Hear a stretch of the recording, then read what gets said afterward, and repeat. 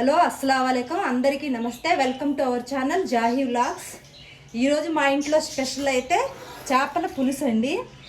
ఎలా చేసినా ఎలా వండినా బాగుంటుందండి. చేపల పులుసు అందరికీ ఇష్టం. మా పిల్లలు అయితే చాలా ఇష్టం కదండి. చేపల ఫ్రై అయితే ఇంకా బాగా ఇష్టంగా చేస్తారు. నేను ఎలా చేస్తాననేది, చేపల ఫ్రై అంటే ఒక్కొక్కళ్ళు ఒక్కొక్క రకంగా చేస్తూ ఉంటారు. నేను ఎలా చేస్తానో చూపిస్తాను మీకు, చూడండి. ముందుగా చేపలను తీసుకొని వాళ్ళే అక్కడే శుభ్రం చేసి ఇచ్చాడండి. ఇక్కడికి వచ్చిన తర్వాత నేను కొంచెం క్లీన్ చేసి పసుపు కలిపి ఉంచాను. ప్రాసెస్లోకి వెళ్ళిపోయాం. ముందుగా స్టవ్ వెలిగించి కళాయి పెట్టి తర్వాత ఇందులోనే ఆయిల్ పోసుకుందామండి.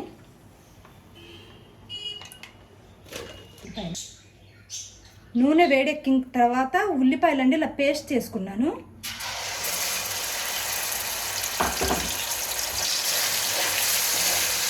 కొంచెం ఉల్లిపాయలు ఎర్రగా అయ్యే వరకు వేయించుకోవాలి.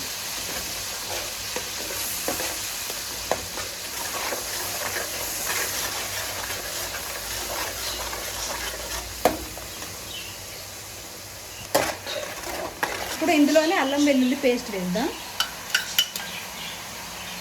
అల్లం వెల్లుల్లి పేస్ట్ కూడా కొంచెం పచ్చివాసన వెళ్ళే వరకు వేయించుకోవాలండి. తెలిసిపోయింది మీకు, నూనె పైకి తేలుతూ ఉంటే వేగినట్టు.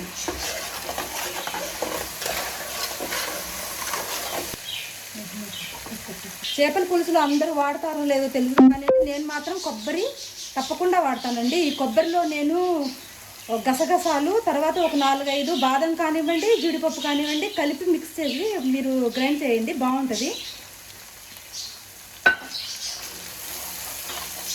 ఇది కూడా పచ్చివాసన పోయే వరకు కూడా వేయించుకోండి ఇట్లా.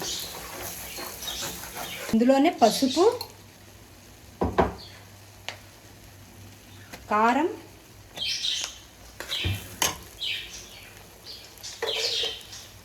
సాల్ట్.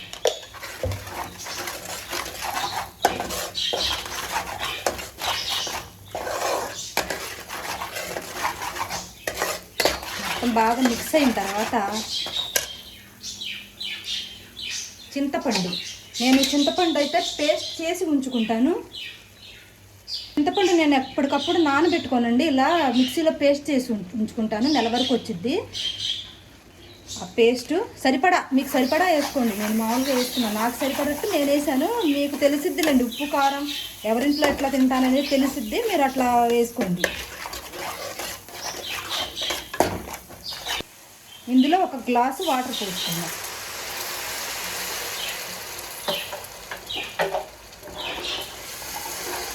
ఇది కూడా మంచిగా ఉడికిన తర్వాత పైకి ఆయిల్ ఎప్పుడైతే తేలుతుంటుందో అప్పుడు మీకు ఉడికిపోయినట్టు మీకు తెలిసిపోయిద్ది.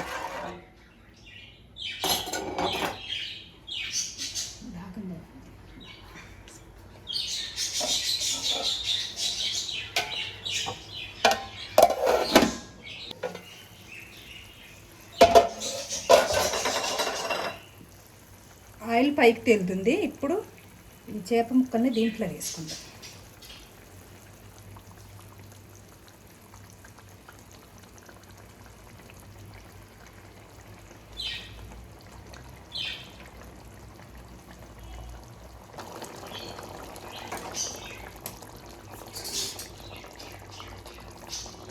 పచ్చిమిర్చి 4 ముక్కలు వేసేసి మూత పెట్టి 10 నిమిషాలు మగ్గనివ్వాలి.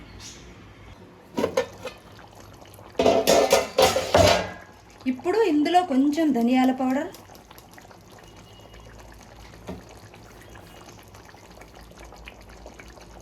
కొంచెం కొత్తిమీర. చేపల పులుసుని ఎప్పుడు గరిటతో తిప్పకండి, కొంచెం ఇలా అనేసి మళ్ళీ ఇంకొక 10 నిమిషాలు వండితే సరిపోయింది.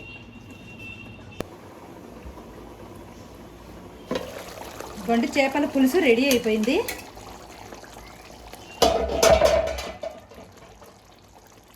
ఇది మా నాయనమ్మ, మా అమ్మకు, మా అమ్మ నాకు నేర్పించిన నా స్టైల్ చేపల పులుసు అండి. మీకు నచ్చితే గనక లైక్ చేయండి, షేర్ చేయండి. ఏదన్నా కనుక నేను కొద్దిగా మార్చుకోవాలనుకుంటే కామెంట్ సెక్షన్లో చెప్పండి. మీరు కూడా ఇలాగే రెడీ చేసుకొని ఎలా ఉందనేది కూడా చెప్పండి నాకు.